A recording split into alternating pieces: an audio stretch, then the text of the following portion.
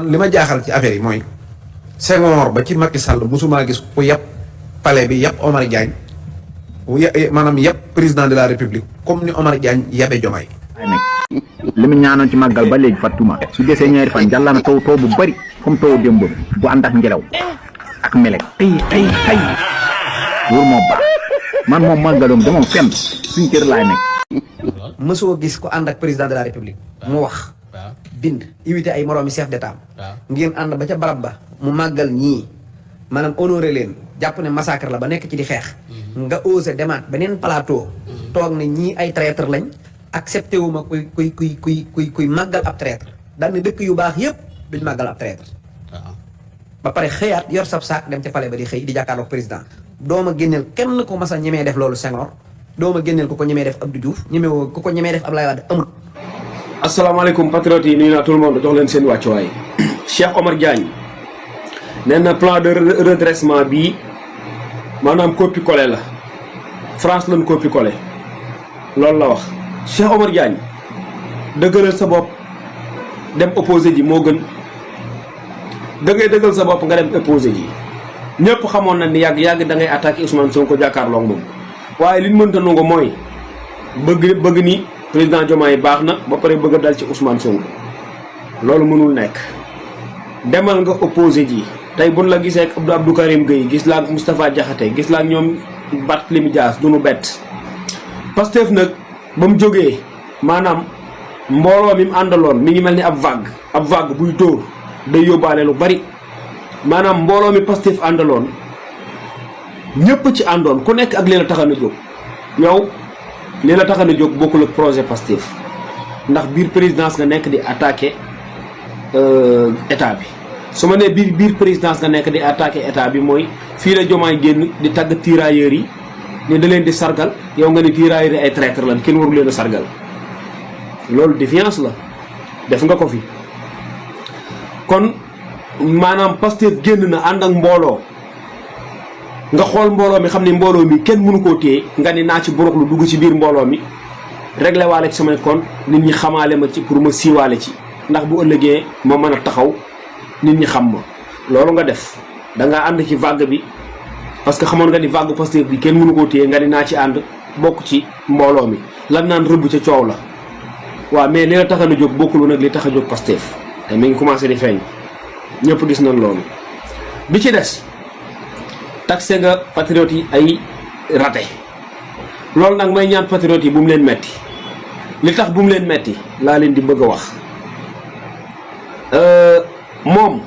Cheikh Omar Diagne fii la toog ni moom maamam traître la waaw mu ni yaayam yaay bàyyil sa baay bi ngay ndamoo ndax traître la maanaam maamam ji jur baayam maamam ji jur yaayam nee na traître la ma leen di wax nag ni wolof nee na sët maam ji lay nuru foofu nag laay yem loolu ay wolof la sët maam ji lay nuru moom nee na maamam traître la te wolof nee na sët maam ji lay nuru li ci des nag yéen a ma ko yeggaleel Cheikh Omar Diagne nee na traître la te wolof nee na sët Cheikh Omar Diagne nee na maamam traître la wolof ni sët maam ji lay nuru kon nag bu Cheikh Omar Diagne waxati kenn lu ko metti dafa am wax yoo xam ne président Sonko daf ko wax te wax boobu en tout cas jaaxal na borom xel yi ndax wax boobu lu mu wax noonu mënul nekk wax na ni dañuy toog di ko saaga ak di ko ŋàññ et que le président de la République laisse faire mu teg si ne pourtant président képp ku ko saaga wala mu wax ko naka su dul noonu moom day joxe ay instruction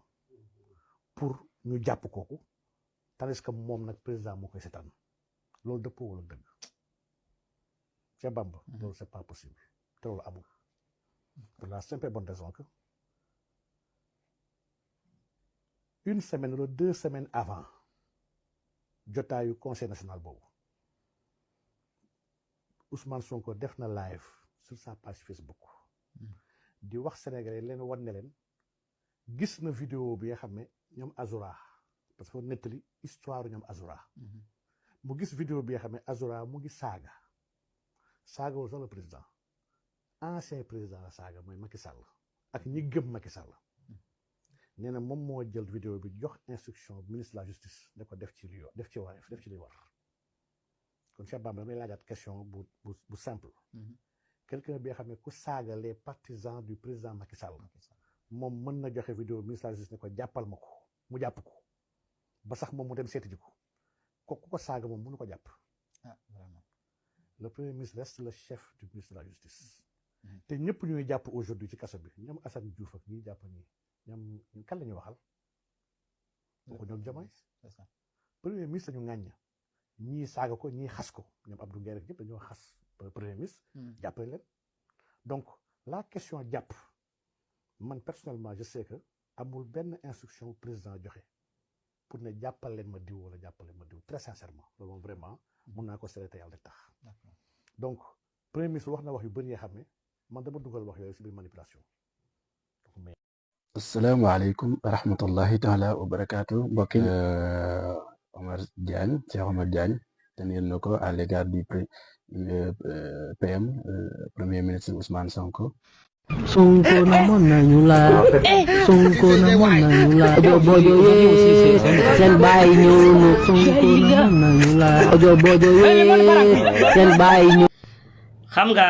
docteur Khadim Bamba waxoon na ko ne woon na Sénégal dañoo war a changer suñu paa yi du paa yëpp nag waaye am na paa yoo xam ne dañu leen war a jël yóbbu leen ay Botswana ay Burundi ay Uganda ay Zimbabwe ay nu mu tudd ay Djibouti ay Madagascar yóbbu leen foofu wala ñu yóbbu leen ay Iran Irak ñu dem guerre wala Palestine Israël ñu dem guerre wala ñu jox leen Poutine mu dem mu yóbbu leen guerre ndax paa yi bëgg ñu Sénégal changé bëgg ñu Sénégal baax pour ñoom Sénégal warul baax te paa yi depuis 1960 ñoom état la ñu doon àndal depuis Senghor Abdou Diouf Abdoulaye Wade ak Macky Sall paa yi état la ñu doon àndal waaye bii paa dañoo contre état te ñoom pendant 64 ans ñoo ngi ànd ak état Sénégal mënul avancer pendant 64 ans ñoo ngi ànd ak état Sénégal mësul avancer léegi nag ànduñu ak état Sénégal mu ngi avancer ñu ne non du fi amee c'est bizarre hein c'est très bizarre paa yi dañoo mës a faral état te Sénégal mësul baax léegi nag ñu contre état te Sénégal moo ngi baax léegi ñoom bëgguñu Sénégal baax c'est la vérité. am na nag ay paa yu baax ay paa yu bëgg Sénégal ay paa yu ñeme dégg ay paa yu déggu vraiment dañ ma gis ne ma non ñancoo gis naa vidéo yi kontaan naa vrai jàmbaar nga nii la rek konte ne combat bi du yomb Sénégal dafa war a baax yéen ay xale yi yéen si war a jàpp taxawal li mu dëgër xam ne paa yooyu bëgg nañ Sénégal changé bëgg nañ Sénégal baax bëgg nañ Sénégal avancé bëgg nañ Sénégal am naataange am xéewal am tawféex te ñooñu dañ leen war a ñaanal vraiment xamal leen ni carrément la jeunesse aussi elle a besoin de ces vieux là parce que réew ñetti couche moo ko yor ñetti couche la première couche c'est la jeunesse mooy moteur bi c'est la jeunesse qui travaille moo am doole bi moo am lépp la deuxième couche c'est les sages mooy mag ñi ñoom ñooy orienté nit ñi ñoo am expérience ñoo xam aduna ñoo war a conseiller jeunesse bi orienté leen éviter loo leen erreur yi nga xam ne ñoom defoon nañ ko ci ginnaaw xamal leen aduna jàngal leen teg leen ci yoon bu baax bi et y a les femmes encore les femmes elles sont là pour nous motiver ndax góor jigéen mooy tax muy xaru góor jigéen tax muy liggéey muy sonn donc bu dee na paa yi dañoo bëgg a vraiment am na paa yoo xam ne bëriwuñu nag matuñu 120% mais vraiment bëgg ñu Sénégal avancé quoi mais yàlla baax na lépp na baax inshallah rabbi lépp na baax inshallah. président parti Pastef ci sortie yi nga xam ne defoon na ko mu xaw a diire tuuti la fois passé bi nga xamante ni seen parti bi ñu ngi doon taxawalaat seen bureau politique parti bi et tout ki at daal seen parti bi mu amoon discours boo xam ne ki yoon na ko mais bon avant tout mi ngi wax que ne bon sorti premier ministre bi wax dem na ba traité ko de manipulateur mais bon su fekkee ne am na un manipulateur moom la parce que dafa déformer ay propos jàmbur et loolu nekk na benn façon système manipulation boo xam ne certains dañ koy def ñëw déformer say propos teg propos yoo xam ne ñoom ñoo ko inventé pour mën la écraser aussi pour mën la diaboliser jaxase la ak population bi méthode boobu daf ko utiliser ci sortie bi ñu déformer ay propos jàmbur pour essayer manipuler ci mais loolu du jàll bon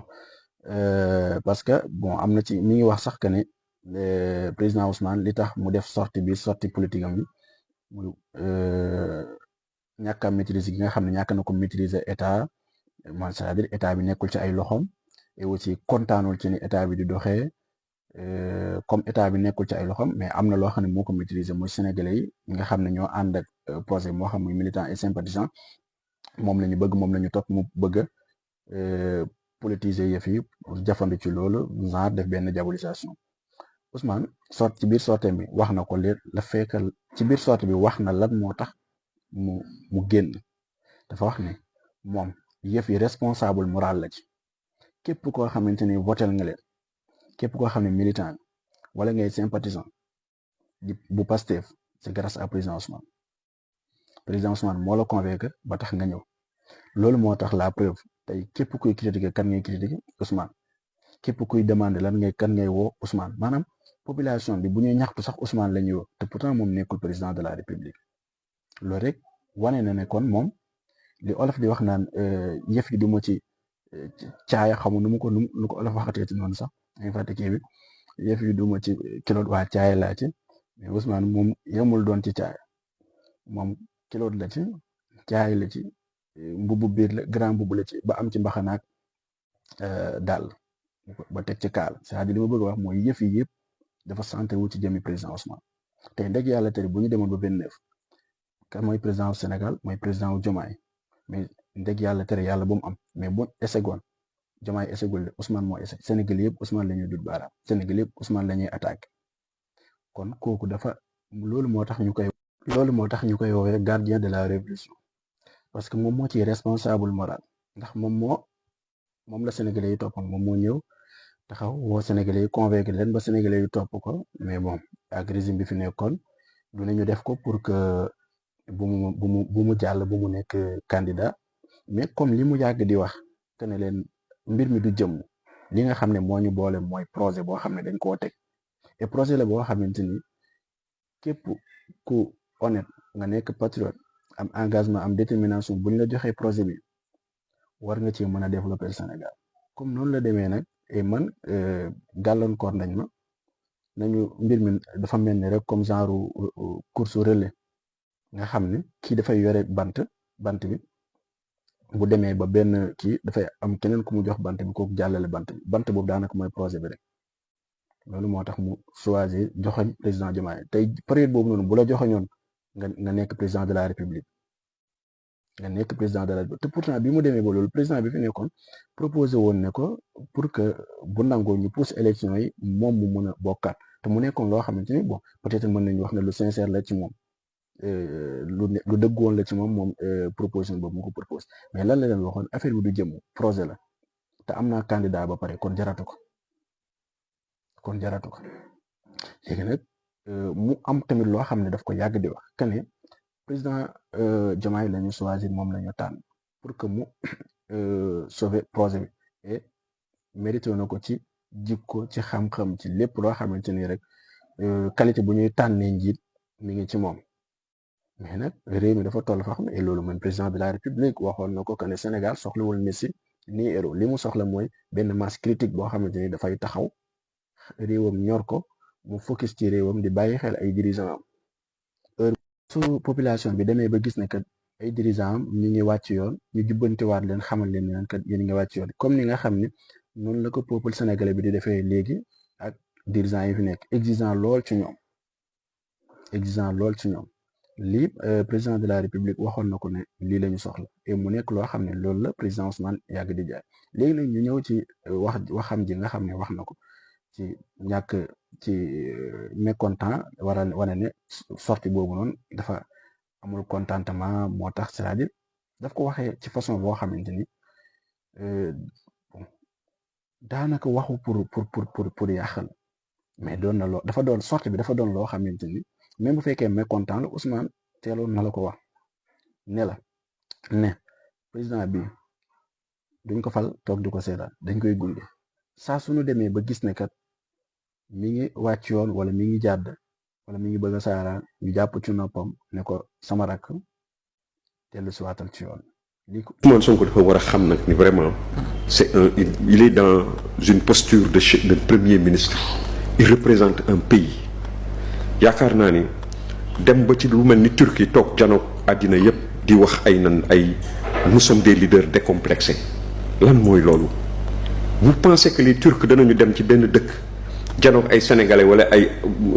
sud-africains wala ay tubaab wala yooyu naan nous sommes décomplexés par rapport à quoi.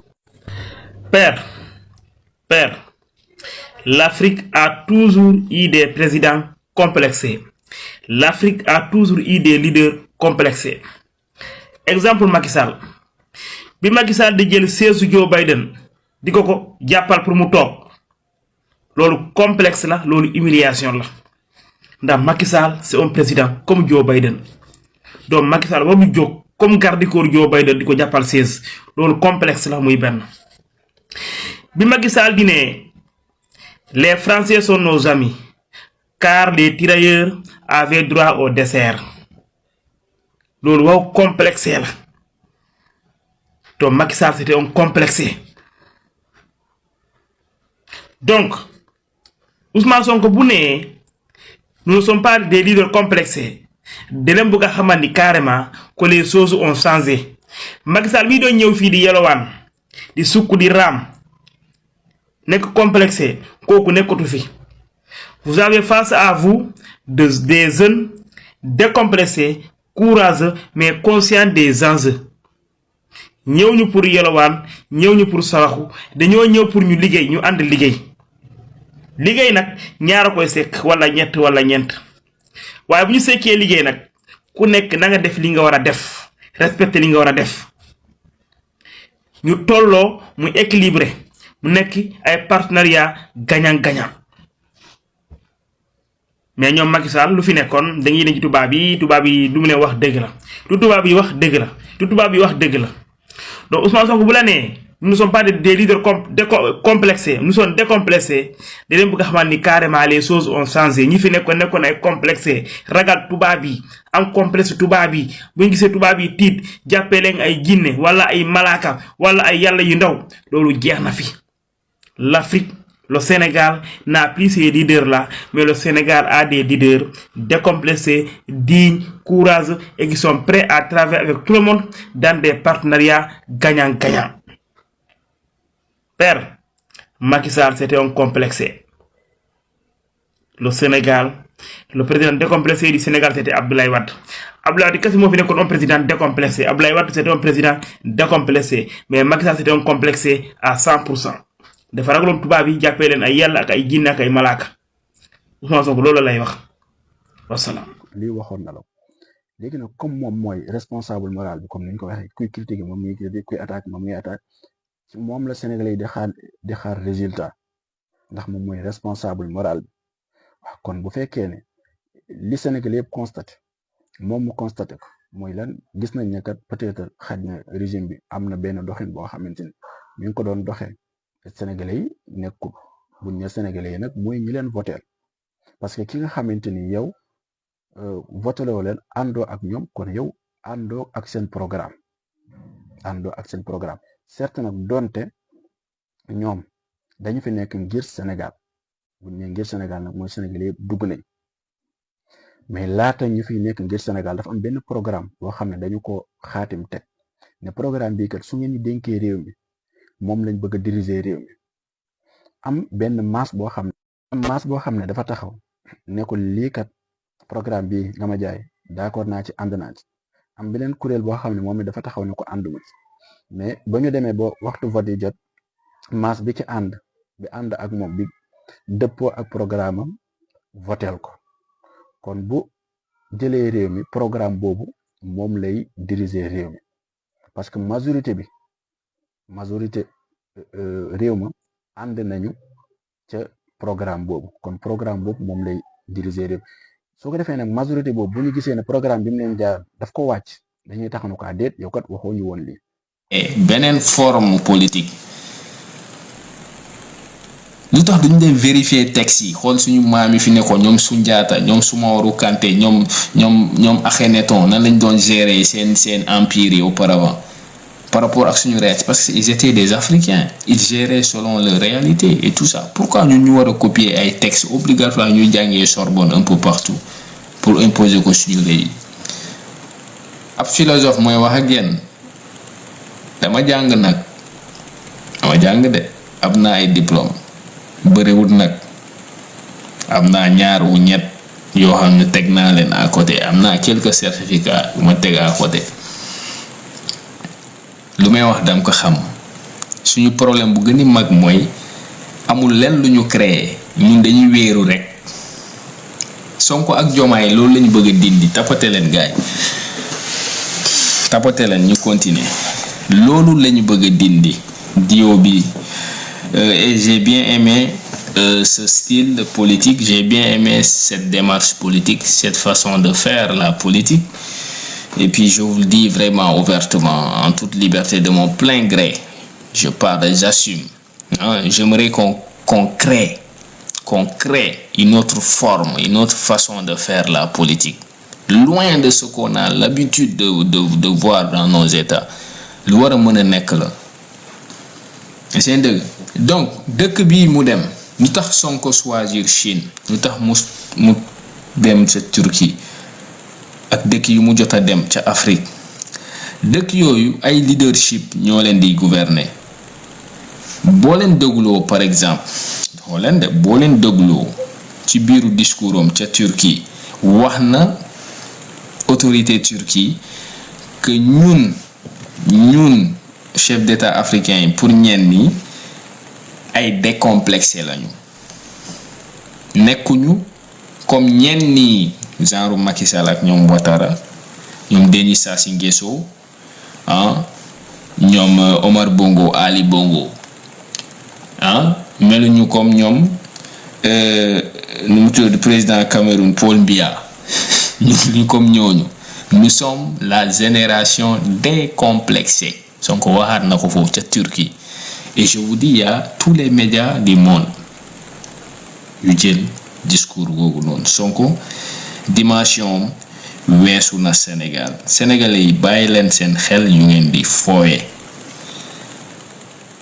yàlla nag dalay may toog di la seetaan boo dof-dofloo ba mayu yàlla gi rëcc sa loxo mun na la coûter cher j'espère que duñu dal nag lu comédien bi wax j'ai peur daal j'ai peur ragal naa de j'ai peur comédien bi lu mu wax loolu laa leen di wax j'ai peur daal pour yéen Sénégal parce que da ngeen bëri foo Sénégal amoon ngeen fi Mamadou Dia ngeen foo ba mu rëcc seen loxo xeexoo leen Cheikh Anta Diop goo xam ne Cheikh sama référence Cheikh Anta Diop boo xam ne dimension booy savant ci calibre boo xam ne kenn xamul nu mu toll. loolu moo taxoon même président Ousmane waxoon programme bii ñu leen jaay wala lépp luñ leen wax ne nii lañ koy doxalee c'est une fois que ngeen fal suñu demee ba fal ñu gis ne kat ñii kat ñu leen waxoon doonut loo xamante ni mooy liy jagal mbir mi wala ñu trouver beneen solution bu gën a baax pour mbir moomu dañuy dellu siwaat ci yéen ne leen kat lii lañ leen waxoon ne nii lañ koy doxalee mais bi ñu tenté lii gis nañ ne buñ ko doxalee kat du doon lu baax wala kat gis nañ leneen lu ko gën daal di koy gaaral askan bi su boobaa askan bi population bi duñu ay dof xam nañu dinañu xam kii kat li mu wax yenu na maanaa wala yenu wut maanaa mais daal li mën a xew rek programme bi mu jaay wa Sénégalais yi ba li ëpp ci Sénégalais yi votel ko tax mu kii programme boobu moom lay déroulé c'est une fois kon mu wàcc programme boobu wala ñu gis ne kat programme boobu peut-être xaj na ni ñu ko bëggee doxewul am nañu droit moo tax président de la république waxoon ne bu ngeen gisee ne justice bi ni muy doxee kiiwu leen ci am ngeen droit ngeen teg ko pression moom justice bi ne ko kot gaawal parce que justice buy joxe verdict lan lay wax au nom du peuple ci turu askan bi laa ko joxe verdict bi muy joxe ci turu askan bi lay wax ne laa ko joxe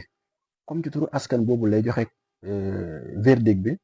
loolu moo tax askan woowu am droit bu gisee ne yoonu réewam ni muy doxee jaarul yoon wala ni muy doxee yéex na wala nangam mu am droit taxaw ne ko kat nii ngay doxee du noonu exigeant ci moom te ci kawam pression lu ni mel nag moo tax président de la république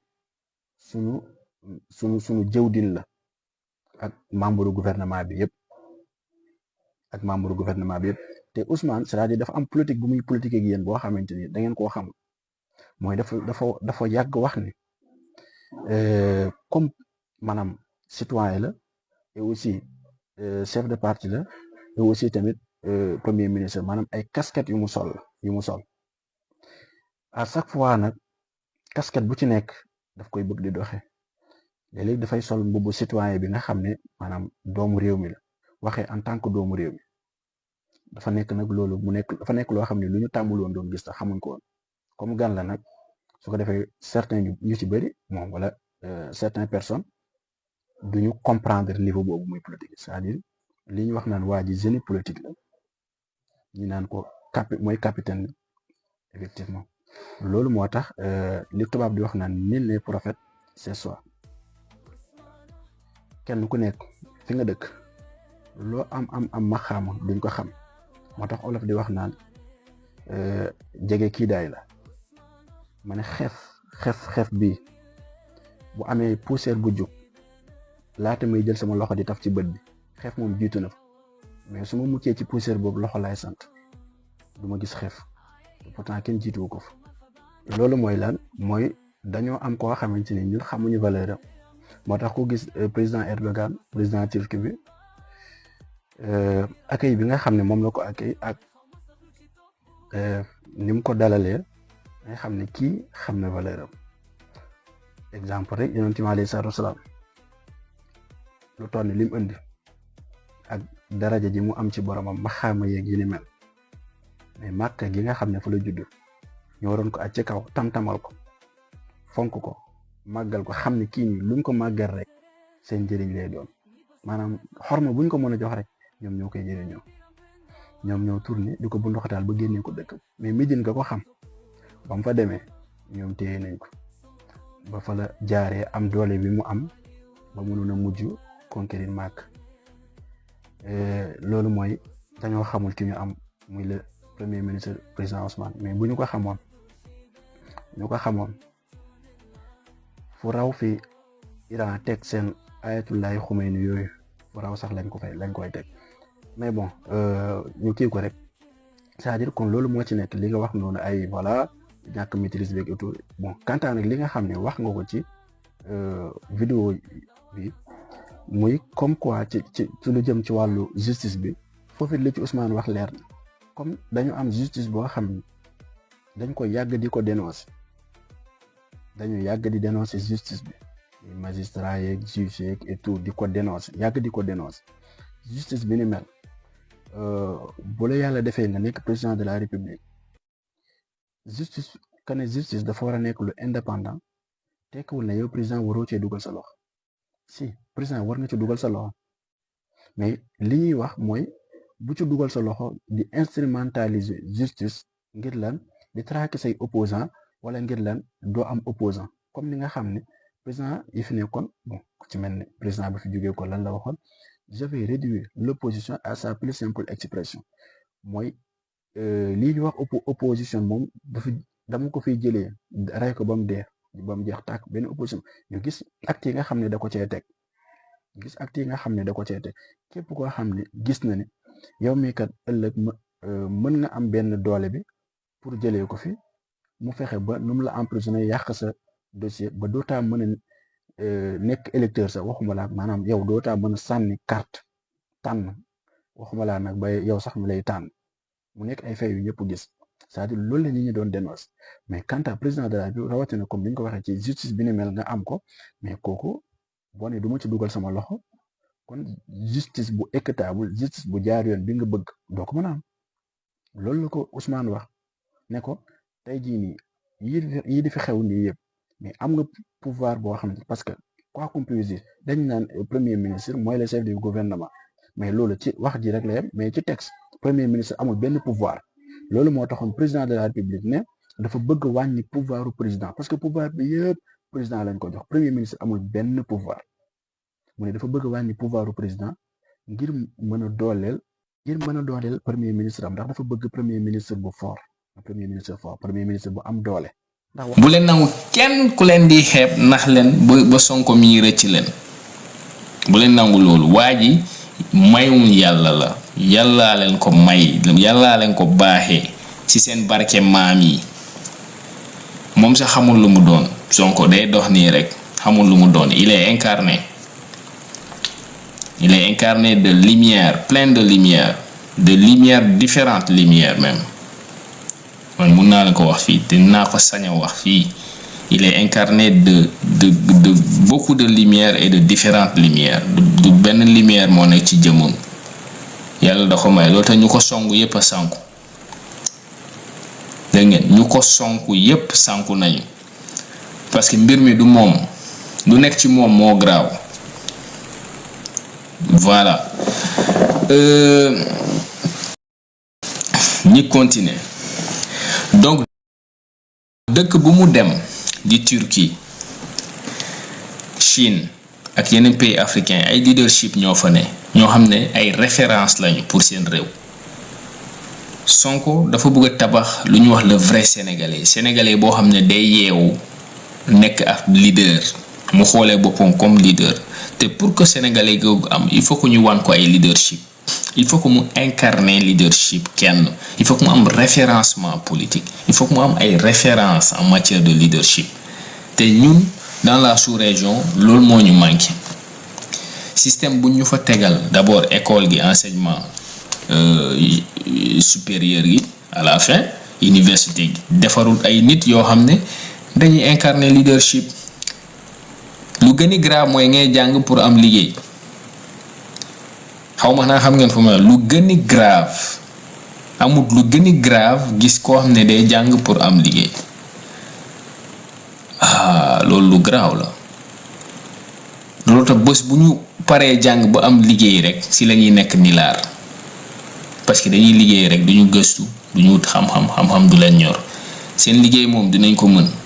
mais munoo waxtaan ak ñoom ci xam-xam boñ ña impressionné parce que jànguñu woon pour nekk ay boroom xam-xam dañ doon jàng pour am liggéey loolu esclavage la xaw ma ne xanaa xam ngeen ko yëfu jaam la jaamu xam-xam loolu la ñuy wax jaamu xam-xam non du jaamu xam-xam jaamu liggéey parce que jaamu xam-xam kooku faaw mu yeewu ci xam-xam di yendu ci xam-xam nekk ak xam-xam moom jëmm ji sax dee nekk xam-xam jëmmu xam-xam lay doon mais jaamul système bi ngay doon parce que yow système bi dala tegal l'école mu ne la l'école dama ko teg pour nga jàng boo pare pour nga liggéey nga gëm loolu ñu ëpp xaalis Sénégal milliardaires yi nekk Sénégal yépp du jàng moo leen may xaalis les plus riches du Sénégal jànguñu wala seen jàng sa sorewut dem leen xool loolu mooy suñu problème système bu ñu teg foofu sur place defalut ay ndaw yoo xam ne dañuy jàng pour wut xam-xam pour incarner xam-xam nekk leadership fort di imposer wu di gouverner di canaliser seen peuple di porter seeni société seeni peuple ci seeni doo ñun amuñu loolu c'est malheureux loolu mooy suñu problème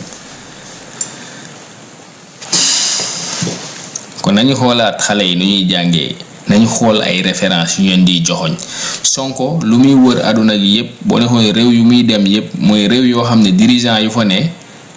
seen réew yi dañu nekkoon situation yu métti mais ils ont réussi à contourner ces situations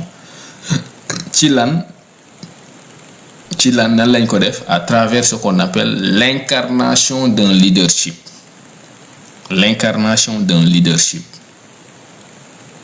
et c'est dëgg loolu foofu processus de socialisation peuple foofu lay commencer peuple boo koy defar il faut que peuple bi incarner dara il faut que mu incarner kenn dara benn référence il faut mu am ci lu muy incarner loolu tax il faut que mu am lu ñuy wax contrat social bu bees un nouveau contrat social Sénégal da ko soxla seen premier ministre bi nii gis ngeen bu dëkk yu mu dem nii yëpp bu paree day créer benn document benn contrat social déjà créé na ko sax mais da ko nekk di renforcer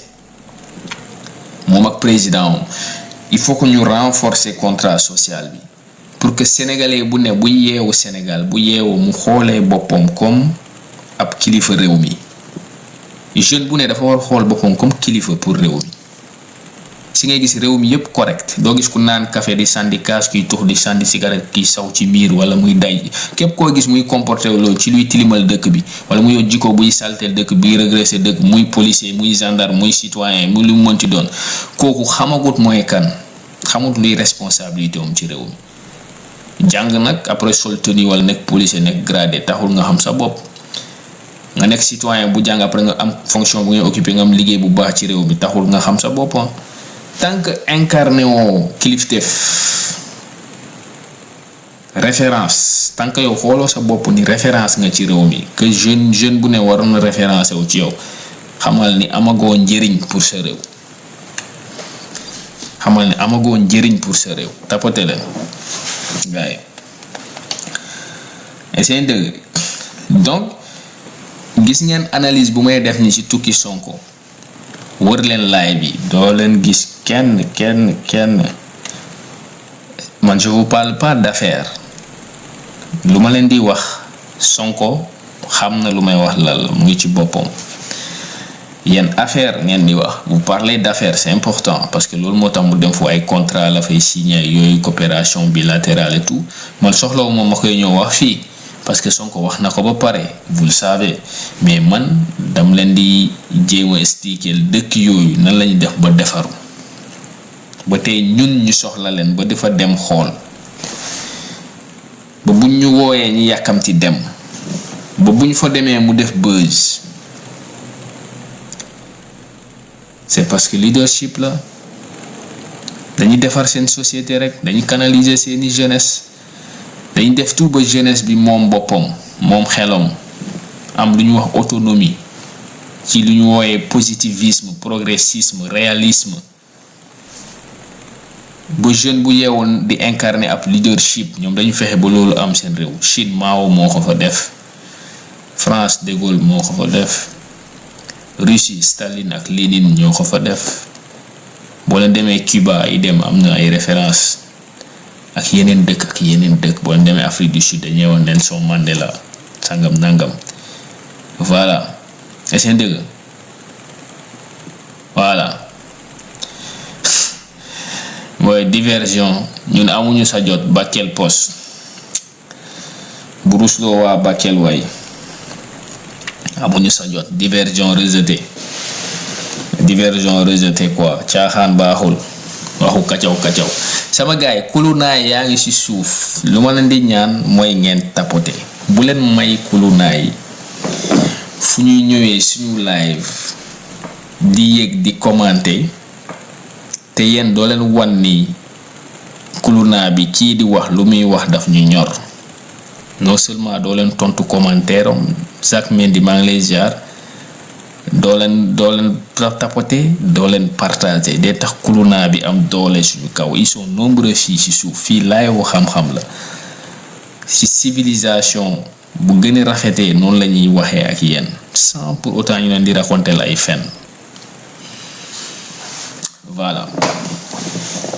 donc Sonko dem na Turquie c'est pour les affaires politiques oui il s'agit d'affaires lan la leen wax da leen wan d'abord ni am ngeen kilifa yéen seen dëkk di Erdogan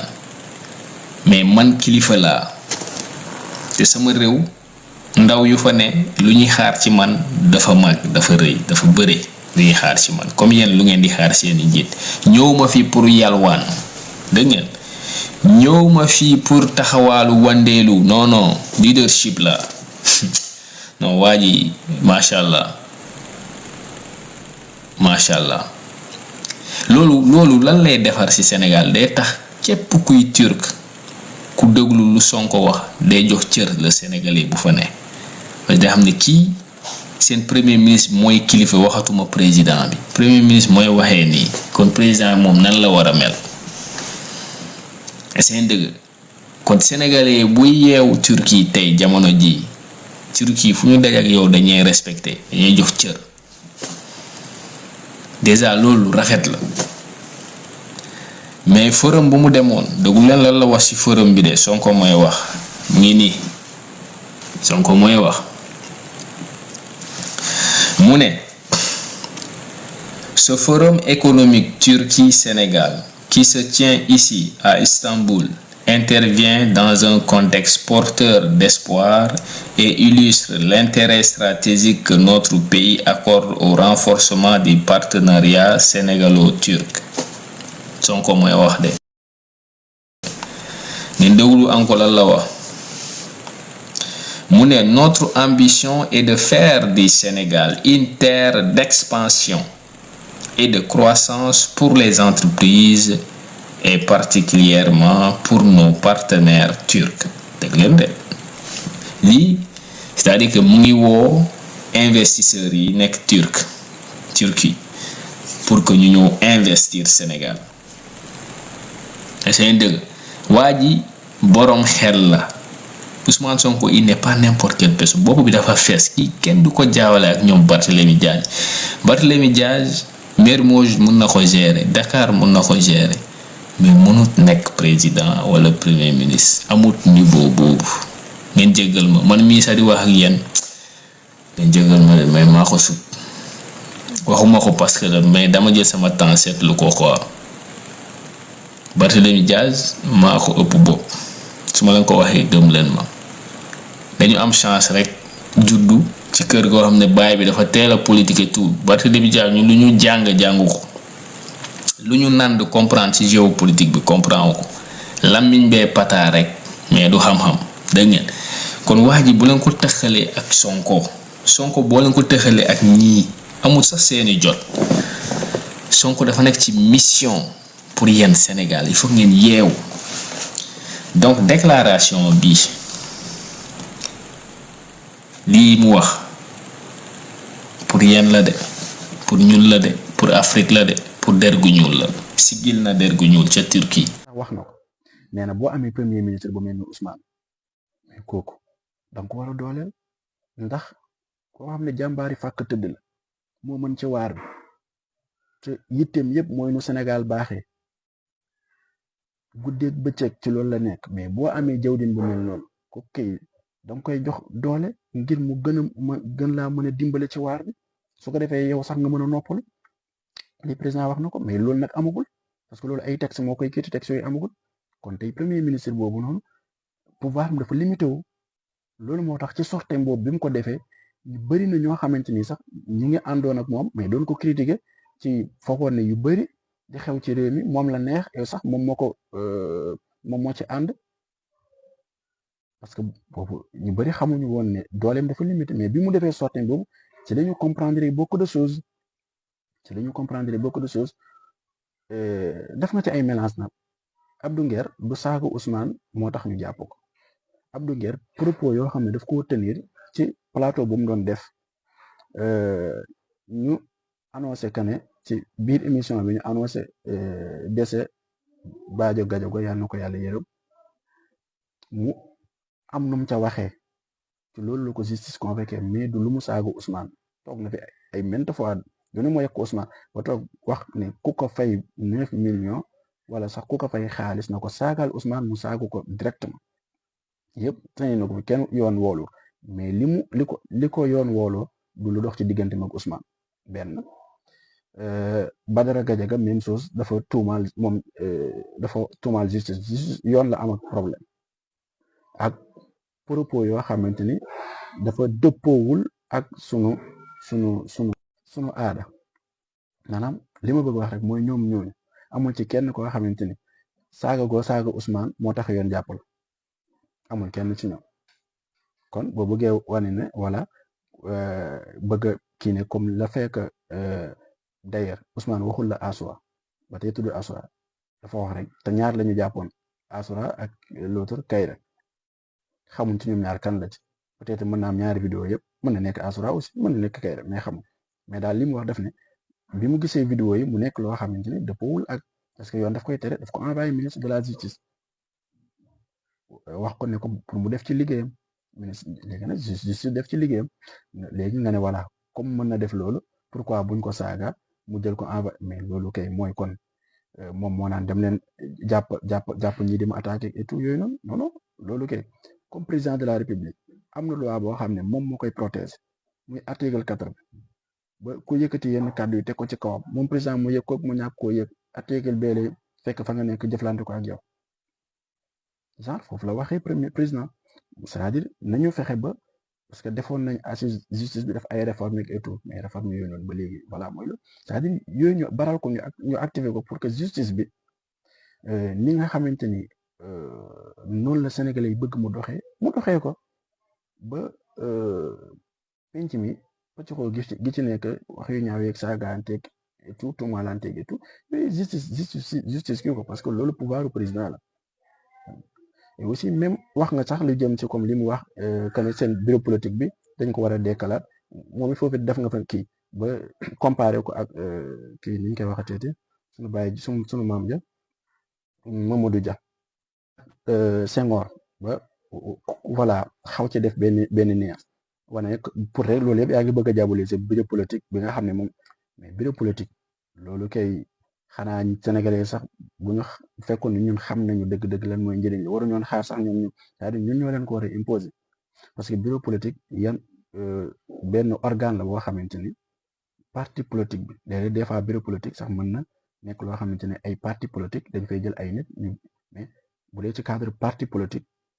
sax yi nga xamante ni muy cosaan yi nga xamante ni ñoom ñoo fondé parti bi et aussi ñoom ñooy borom xam-xam yi ñoom ñooy cadre yi ñoom ñooy kàngam yi ñoom ñoo fay nekk bépp décision boo xamante ni dañ ko war a jël foofu lañ koy waxtaanee ba pare nga xam ne daanaka mën nga ko tuddee jamono suura foofu lañ koy waxtaanee ba pare doo ko xool naka la ñuy def pour décision finale bi ñu jéem koo kii ñoom seen parti seen bureau politique ñoom parce que seen programme ñoom ñoo ko kii mais du ñu dekkal seen bureau politique boobu parce que seen programme parti qu'importe seen programme parti moom mooy li nga xam ne moom la ñuy gérer état bi waaw programme boobu kon ñoom ñi nga xam ne balaa ñu koy installé ci état bi di ko instauré ci état bi mais duñ ko waxtaanee waat ñoom bu jaree réforme waat wala et tout ñu doo koo indi ci état bi léegi nag quant à Mamadou Dia ak Senghor Mamadou Dia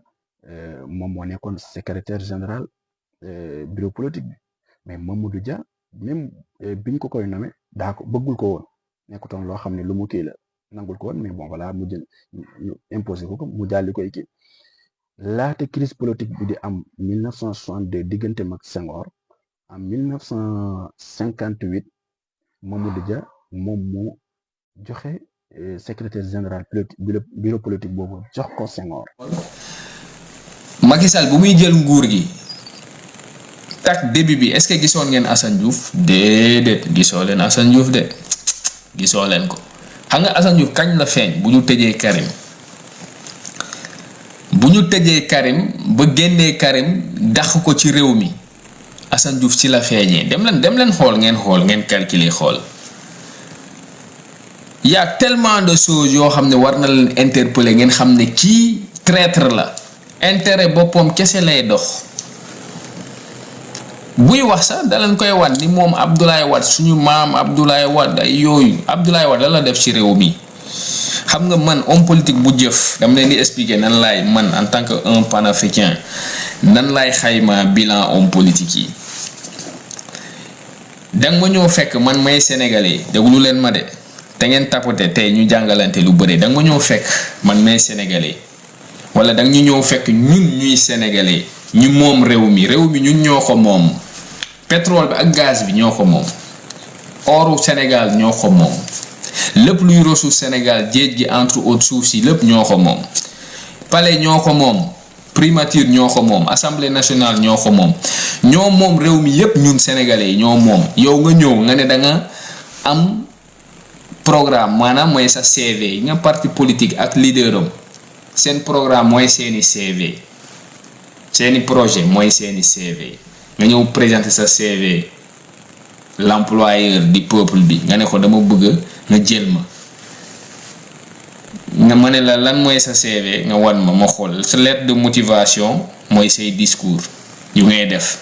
gis nga àdduna amul lenn lu fi bizarre tout est ouvert tout est accessible il suffit juste d'ouvrir les neurones seen discours politique yi seen communication politique yi dans les arènes et les territoires politiques loolu mooy seeni lettre de motivation seen programme seeni projet mooy seeni CV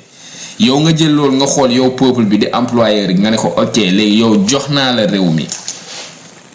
Abdoulaye Wade noonu lañ ko joxee réew mi Macky Sall noonu lañ ko joxee réew mi keneen ak keneen Senghor moom nasaraani ñoo ko joxoon suñu réew déglu leen ma bu baax Abdou Diouf Senghor moo ko jox suñu réew mais Abdoulaye Wade ak Macky Sall ñun ñoo leen jox suñu réew mais lan la ñu mujjee def dañ ñu wor ma expliquer leen nan lañ ñu woree tapoter leen parce que sénégalais yi dafay baax ñu jàngal leen ci beneen façon partager surtout boo leen bëggee protéger live bi ngeen partager surtout ngeen boole tapotage ci am solo dégg ngeen dinaa leen expliquer nan lañ ñu woree loolu tax képp kuy xeexal Abdoulaye Wade yow xeexal loo Sénégal képp kuy xeexal pour Macky Sall xeexal loo Sénégal ba mu des nag Diomaye ak Sonko eggaguñu niveau boobu pour le moment lu ñu def ci presque 2 ans ñu def à la tête de ce pays Sénégal la ñuy liggéeyal kon dinañu taxaw xeex pour ñoom ñu continuer di gouverner ce pays là mais képp ku jóg nga ne da ngay xeexal ngir Wade ngir Macky Sall yow xeexal loo Sénégal sa waay parce que Macky ak Abdoulaye Wade dañu wor Sénégal comme ni ko Senghor woree comme ni ko Abdou Diouf woree dégg ngeen Senghor nasaraani ñoo ñu ko buuxal Senghor buuxal ñu Abdou Diouf ba tey nasaraani ñoo ñu buuxal ñaari mais Abdoulaye Wade ak Macky ñun ñoo leen tànn ñun ñooy seeni employé ñooy seeni employeur mais dañ ñu mujjee trahir maanaam nit ki nga jox ko sa réew nga ne ko léegi réew baa ngi nii nga ne ko boru réew mi maanaam dette bi fii la yem Abdou Diouf fii la bàyyee dette baa ngi nii Wade bu muy jël réew mi y avait la suppression de la dette africaine boo xam ne xeexu ñoom Thomas Sankara la woon xeex artistes yi bëree doo ñoom Alpha Blondy ñoom Tiken Jah Fakoly ñoom Salif Keita entre autres est-ce dëgg Wade bu muy ñëw keesu état gi amoon na xaalis bor amut presque ci la waxee weddi gis bokk ci ankay weddi gis munu ci bokk parce que wóoroo na ko ni dina dem lebal xaalis ay milliards ci tuuru Sénégal ba mu des milliards yu mu lebal yooyu la ko def est-ce que da ngeen texe ngeen ne ay tali la defar Dakar sera comme Paris mais Dakar kese du Sénégal infrastructure yu mu def Dakar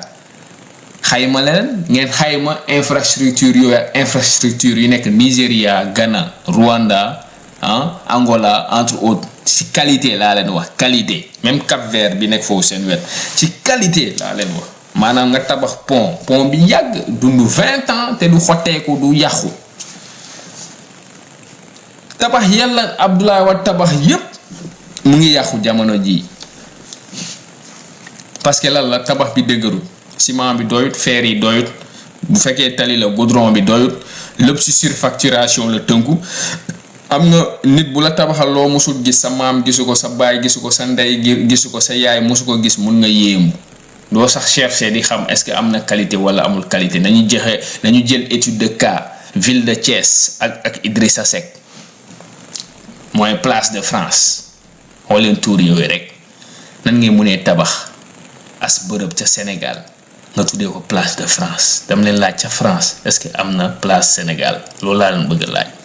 ay dof ñoo leen fi doon diriger ci biir réew mi di def lu leen neex réew mi ñun ñëpp toog di leen seetaan ñi defe ne ay nit yu am xel lañu dem leen Thiès place de France Idrissa Seck ñaata milliards lañ ko jox mu dugal ko foofu dem leen xool moo gën a ñaaw sama village u maam parce que sama village u maam defuñu fa dara te village mu ngi naturel sans problème nature bi nu mu mel noonu la mel dara yàqu fa ba léegi mais ñoom mi ñoo dénaturer Thiès defar place de France injecté fa ay milliards dem leen tey Thiès waaye yéemoon yépp tey adduna gi nu mu évoluer bu ñu xoolee seen bopp ak lu Idrissa Seck def dañuy comprendre nettement ni arnaque bu graaw moo fa am Thiès loolu la ñuy def nag suñu homme politique yi c'est-à-dire que ils vont emprunter des milliards, ils vont décaisser des milliards au nom du Sénégal et au nom des Sénégalais. À la fin seen poche day mujjee après ñu bàyyi ñu ay bor ñu dem seen militants yi ñëw toog ñu ne dañ ñuy defaral bilan bu positif ci ñoom loolu tax ma ne leen kenn ci ñoom du fi opposé sama gars yi. Il faut qu'on soit pragmatique dans notre manière de décider en tant qu'Africain. xam naa bu baax lu ma leen di wax suñu jaar-jaar dafa métti en tant que nit ku ñuul foo waruñu ñun esprit partisan waruñu dañu war a nite. Ces gens-là dañu téye en otage pendant des décennies, ridiculiser ñu, marginaliser ñu, jaay ñu xeet yi nekk ci àdduna yëpp booy wàññi ñu, xeeb ñu, yab ñu, bàyyi ñu ay problèmes yu bëre dem seen yoon. tey ñun ñu war a toog fi di leen wooy ay homme d'état, ñun ñu war a toog fi di leen sargal. seen njaboot yi sew sewaan yi des ci réew mi seen rescapé yi bëgg ñu yàpp. aucun patriote déglu leen ma bu baax de kenn ci yéen waru respecter ñii kenn ci yéen lenn rek moo leen war ñoom mooy ñu tuub bàyyi politique dem toog tuub maanaam rëccu métit gu ñu tegal sénégalais yi lu tar lu ñu teg sénégalais yi di ay africain yàq gu ñu yàq Sénégal chaos économique politique bu ñu plongé sociologique même spirituel bu ñu plongé dëkk bi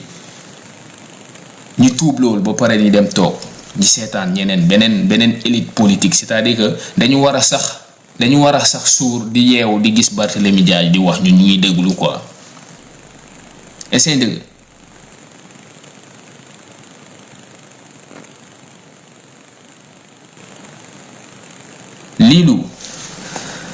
liilu nee ne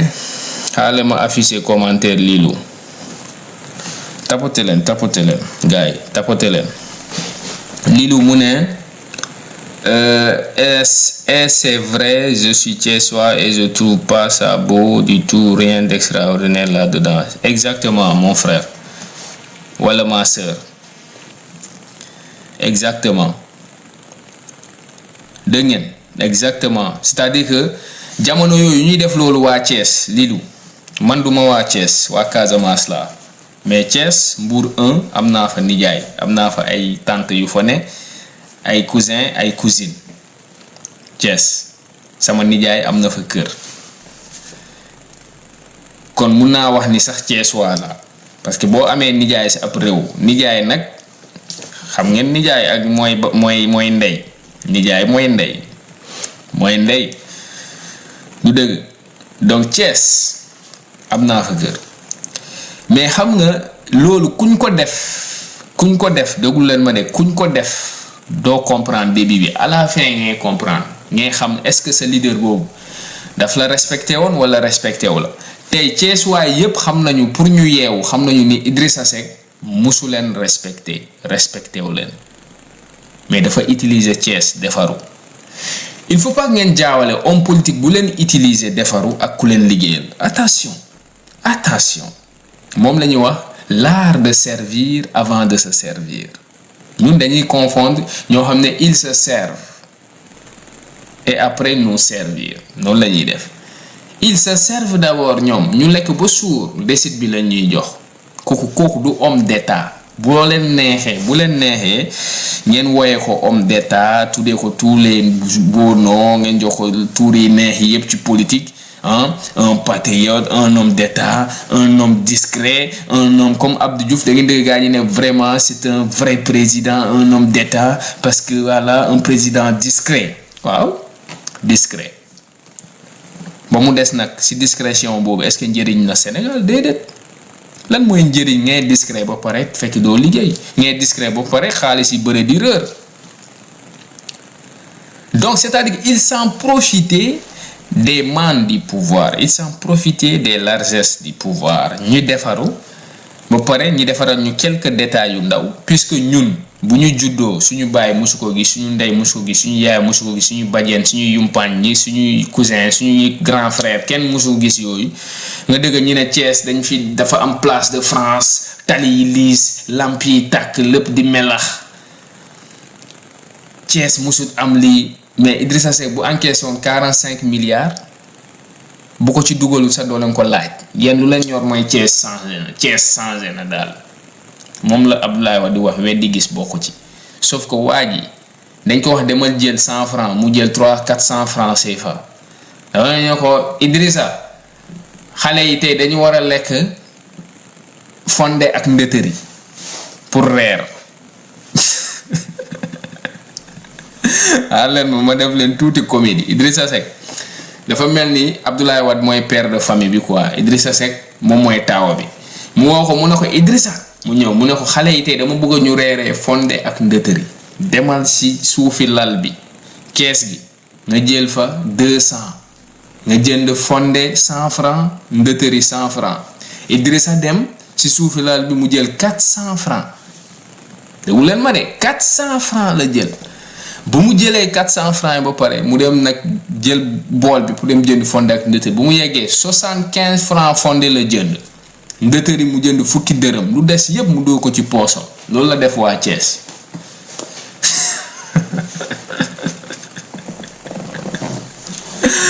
c'est dëgg Idrissa loolu la leen def waa Thiès léegi nag fonde bi puisque suukar bi dafa neex te xoox yi ngande na maire bi dafa baax mu def ci fonde bu bëre yéen ñëpp ngeen defee ne Idrissa xaalis buñ ko wax loolu la jël pour jënd fonde bi loolu la de alors que defut loolu et c'est dëgg anecdote laa leen di expliquer nag un peu rigolo pour que ñoo xam ne mënuñu comprendre ñi gaaw a comprendre et c'est dëgg ngeen lekk rek seen biir yi commencé daw léegi paa bi di Abdoulaye Wade dem xool mu ne ko mais Idrissa 200 laa la waxoon nga jël mais dafa mel ni am na yeneen 200 yu réer loolu la jotee ak Abdoulaye Wade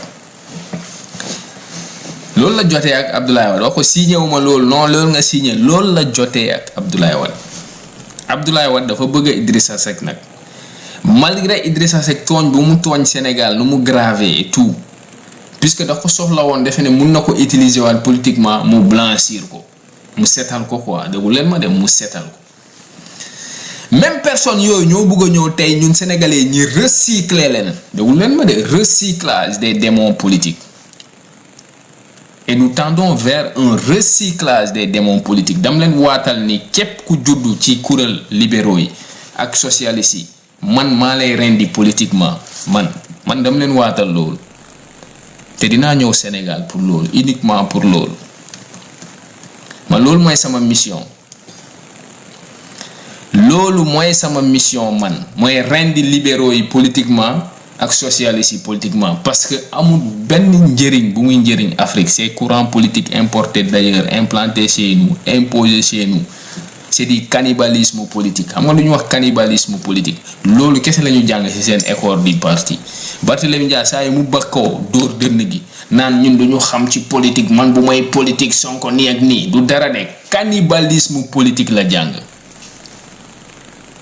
mooy nasaraan gi lu mu leen jàngal ci politique à travers ces courants ou ces écoles politiques importées d'ailleurs Afrique panafricanisme la moom la Cheikh Anta Diop doon incarné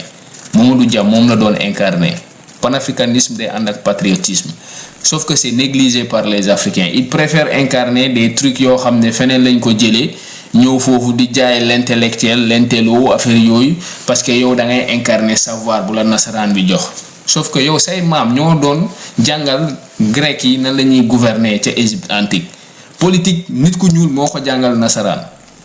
léegi comment se fait que tey nit yi ñuul yi tellement que le mal est profond dañuy dem ci l'école nasaraan di fa jëlee ay Machiavel lu muy jàngalee politique ñoom Machiavel la ñuy copier Machiavel ay technique de gouvernance ci domination ci camalonkal naxante tour lëndëm loolu la jàngal les petits princes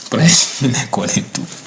dem leen lire livre bi le petit prince vous allez comprendre seen chef d'état africain yi culture politique yooyu la ñuy dem jàngi ba pare ñëw bu ñu ñëwee xam nga ñi ne ñoom dañoo am expérience politique mais seen expérience politique bi du lenn lu dul këpp kees mën a fen mën a nax mën a manipuler des promesses non tenues des chapelets de promesses non tenues manipulation intoxication désinformation loolu rek lañ nekkoon foofu di nax suñu maire yi suñu paa yi fàttaleeku leen nan la ñuy naxee suñu maire ma delloo leen jamono Abdou Diouf man sama maam sax dañ ko doon nax sama maam bi jur sama pap maa toog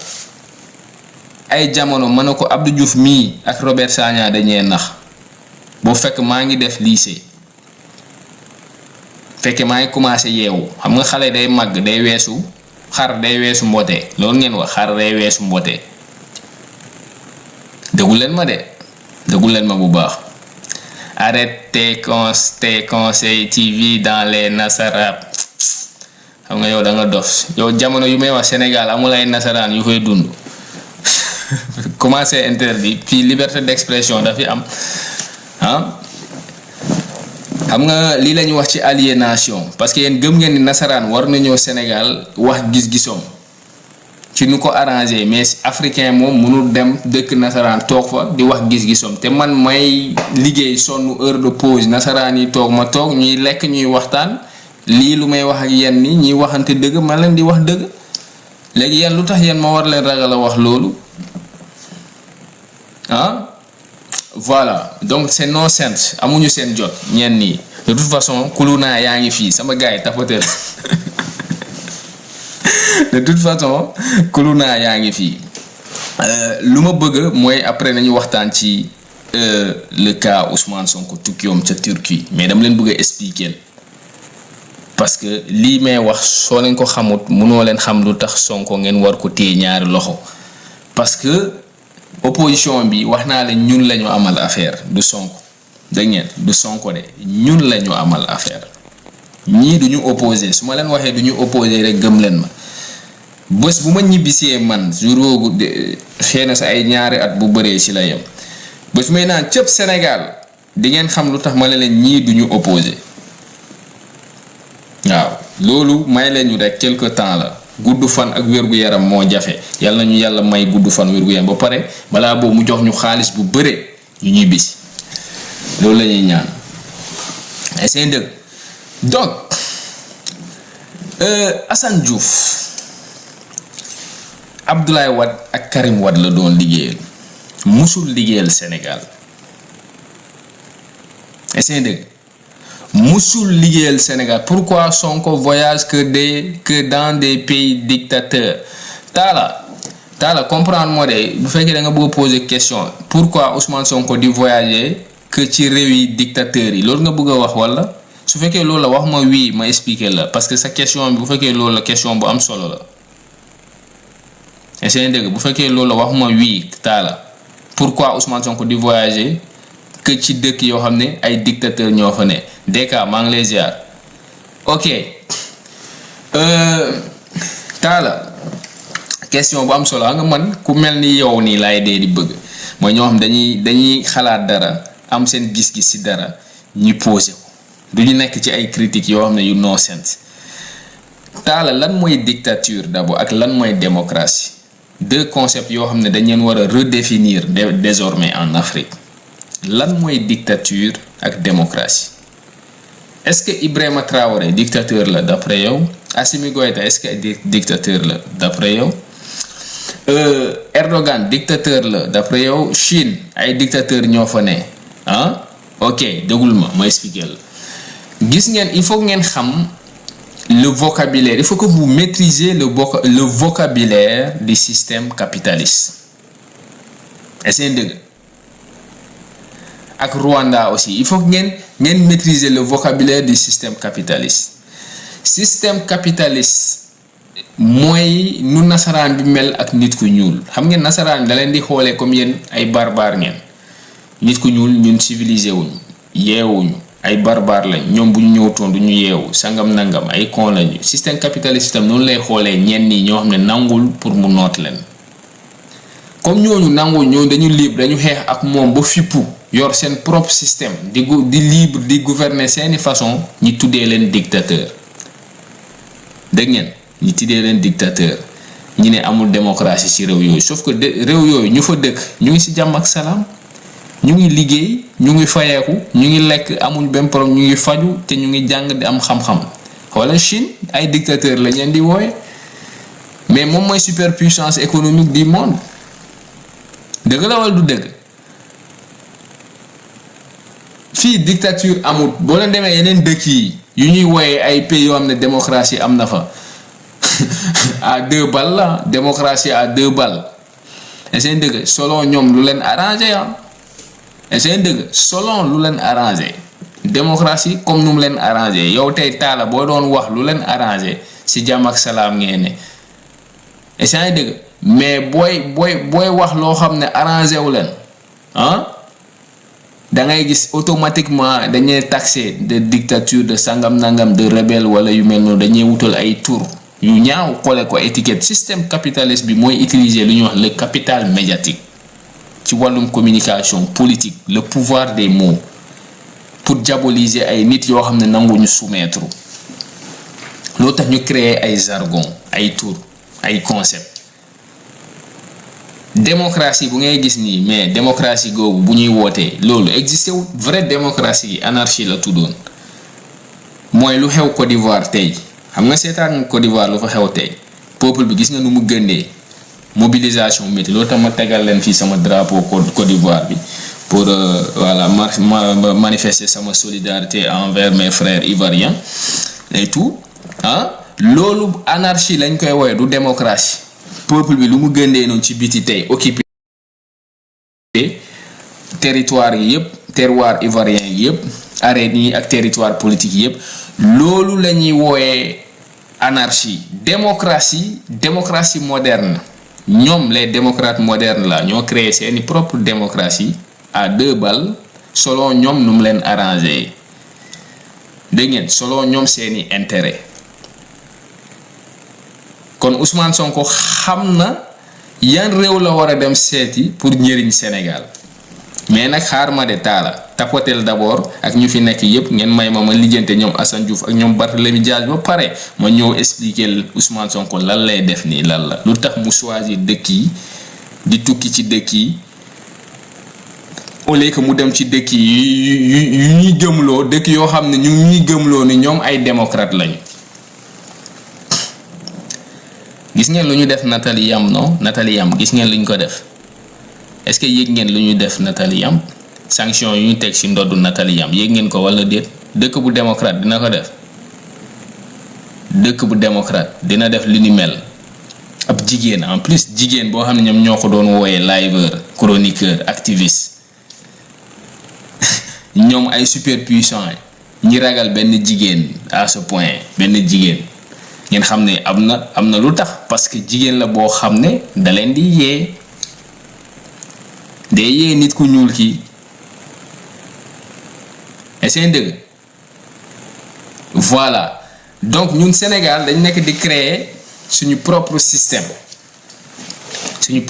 politique am na ku mu wax ni sax est-ce que amuñu vice-président ak président exactement c'est de ça qu'il s'agit. Sénégal actuellement on a un président et un vice-président premier ministre amutan Ousmane Sonko du premier ministre man depuis le début bu ñu gagné élection yi fii sama compte bi wax naa leen am nañu chance élire d'un seul coup 2 présidents ñaata yoon laa leen ko fi wax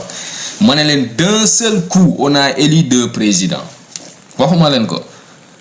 xam nga ñun bu ñuy wax souvent da ngeen defee ne ñii ay dof lañu quoi wala dañuy jaay wala booy dañuy jaay dañuy sóob nii rek ay dof lañu nan lañu